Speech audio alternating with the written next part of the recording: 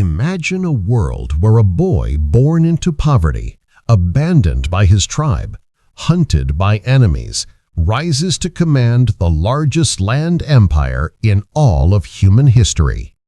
This is the story of Genghis Khan, a man whose name still echoes across deserts, mountains, and centuries.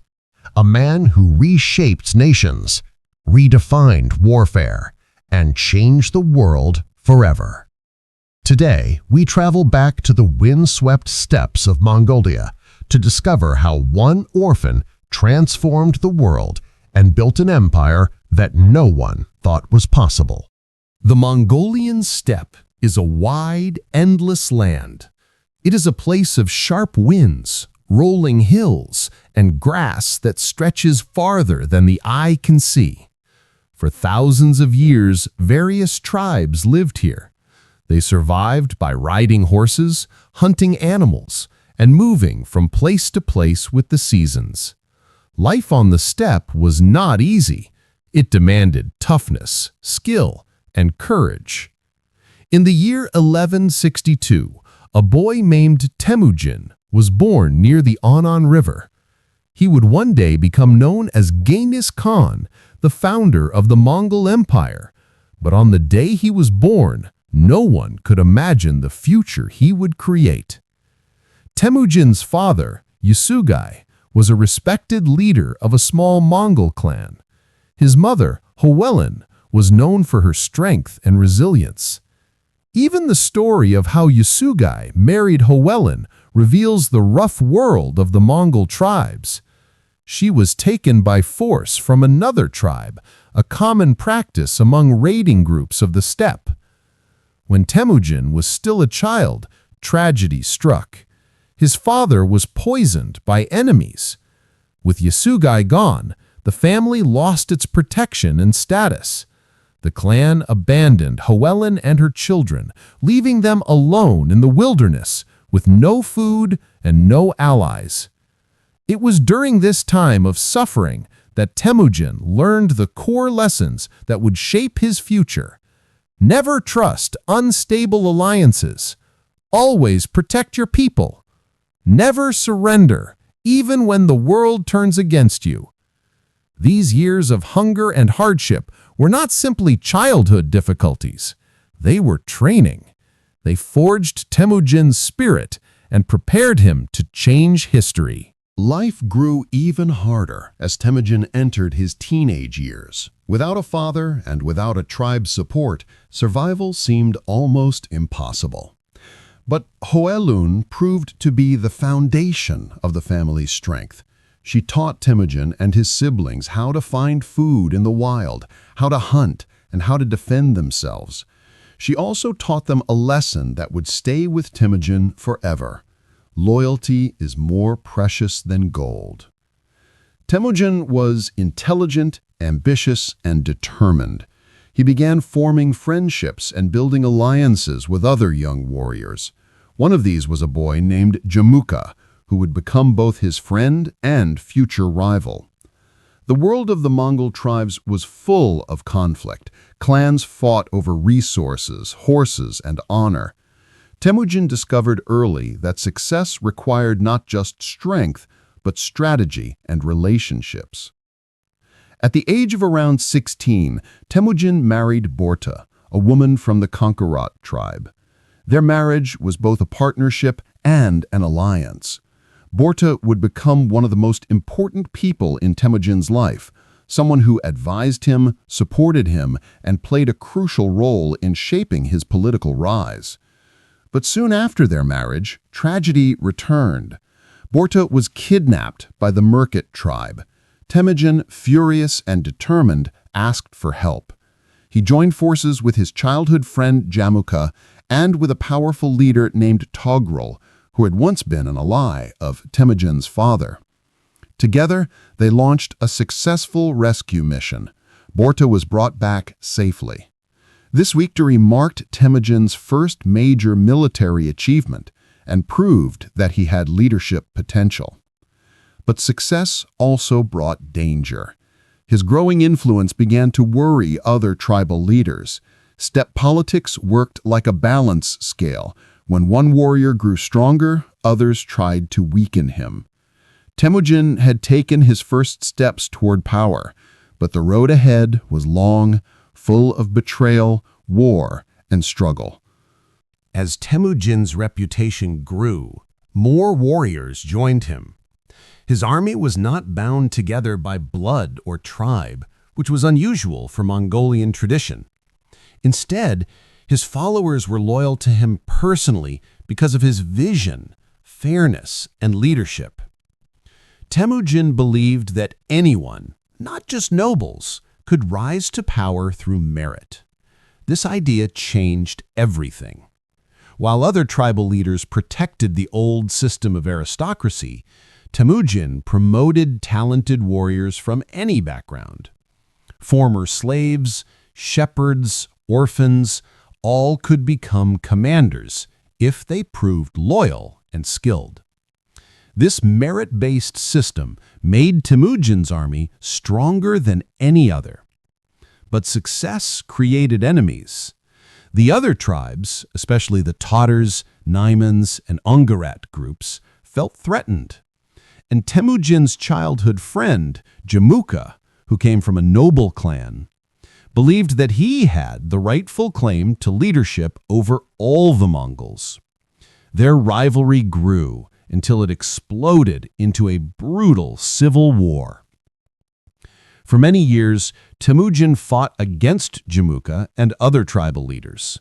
The war was long and bloody, but Temujin had something his enemies lacked: a vision.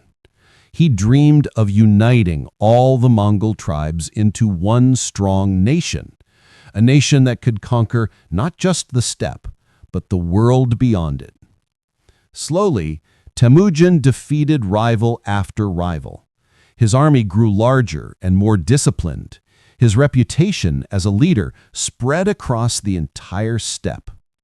Finally, in 1206, after years of battle, the Mongol tribes gathered to hold a great council known as a Hurultai. Here, the tribes declared Temujin the leader of all Mongols. They gave him a new title: Genghis Khan, the universal ruler. This moment marked the birth of the Mongol Empire, a force that would change world history forever.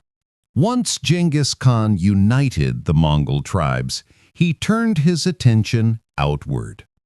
The world beyond Mongolia was vast, wealthy, and full of opportunities for conquest. But Genghis Khan did not simply rush into war. He carefully prepared his new empire with strong laws, organized armies, and reliable communication systems. He created the Great Law Code, known as the Yasa, which established rules for behavior, military discipline, and administration. Under the Yasa, stealing horses, betraying alliances, or mistreating the poor were punished severely. He also reorganized the Mongol army in a unique way. Instead of grouping soldiers by tribe, he formed units based on skill and loyalty. Every soldier was trained to ride, shoot arrows, and survive in harsh conditions. They could travel hundreds of kilometers in a few days, carrying minimal supplies. Communication across the empire was another important innovation.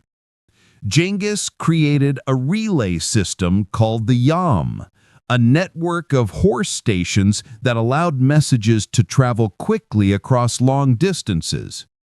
This system helped him coordinate military campaigns across Asia. With the empire fully prepared and united, Genghis Khan set his sights on the first major target, the Western Xia Kingdom of northwestern China. The Western Xia believed that the Mongols were uncivilized nomads. They underestimated the force that was coming. The Mongols launched a swift and devastating attack. Within a short time, the Western Xia were defeated and forced to submit.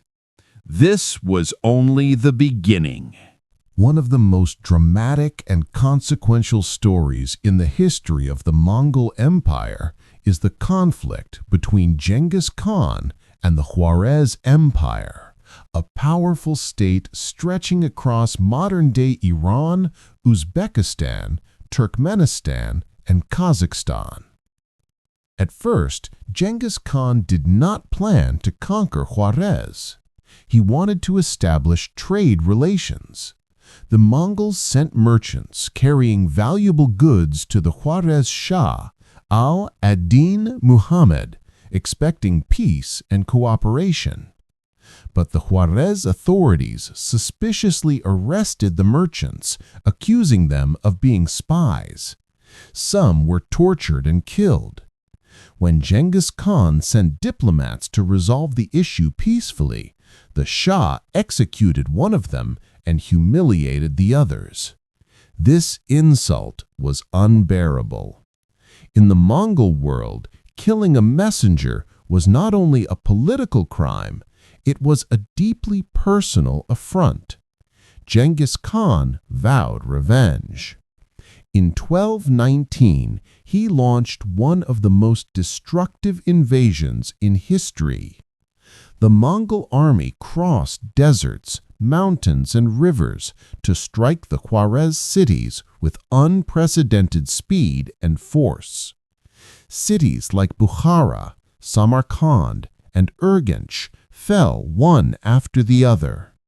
The Mongols used psychological warfare, advanced siege technology, and mobility to overwhelm defenders.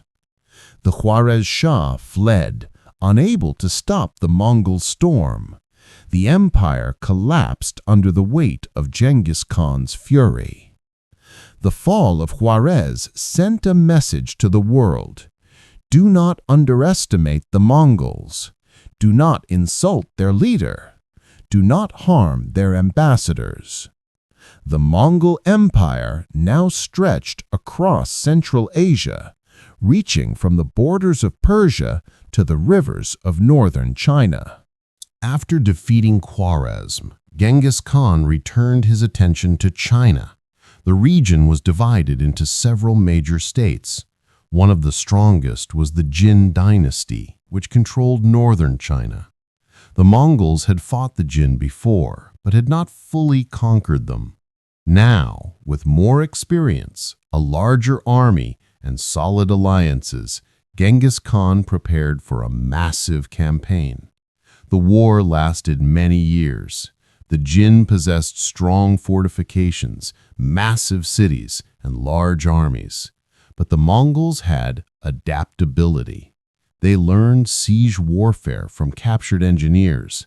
They used catapults, fire weapons, and tunneling strategies. Slowly, city after city fell. The Mongol strategy was clear: cut off supplies, encircle the city, break morale, and then strike. The Jin dynasty, weakened internally, eventually collapsed. Northern China fell under Mongol control, giving Genghis Khan immense wealth, population, and resources. This victory transformed the Mongol Empire from a steppe power into a global superpower. In the final years of his life, Genghis Khan continued expanding his empire and strengthening its administration. He appointed talented generals, organized his sons into leadership positions, and ensured a system of succession. However, Genghis Khan never stopped campaigning. His final campaign was against the Western Xia, the first kingdom he had defeated decades earlier. They had refused to provide troops for his later wars, which he considered disloyal. During this campaign, in 1227, Genghis Khan died. The exact cause of his death is still debated. Some say he fell from a horse. Others say he died from illness. The real truth remains a mystery. His death was kept secret until the campaign ended. The Mongols buried him in an unmarked grave. No one knows the exact location. When Genghis Khan died, his empire was already the largest land empire the world had ever seen. But this was only the beginning. His sons and grandsons would push the empire even farther, conquering Russia, Eastern Europe, the Middle East, Korea, and the rest of China. The world would never be the same. The Mongol Empire changed the world in many ways. Their conquests, while brutal, also created a period known as the Pax Mongolica, the Mongol Peace. Trade flowed across the Silk Road. Ideas, technologies, and cultures traveled farther than ever before. The Mongols improved communication systems, promoted religious freedom, and unified vast regions. They influenced the development of guns, paper currency, and international diplomacy. Genghis Khan himself remains a powerful symbol. To some, he is a hero, a unifier, a military genius, a visionary. To others, he is a conqueror who caused destruction. But one thing is certain: he changed history. He reshaped continents, and his empire continues to influence the modern world. The story of Genghis Khan is the story of possibility. A poor boy from the Mongolian steppe rose to become one of the most powerful people in human history. His life teaches us about leadership, loyalty, courage, and the impact one person can have on the world. Thank you for watching this historical story. If you want more videos to improve your English through history, don't forget to subscribe, like, and share.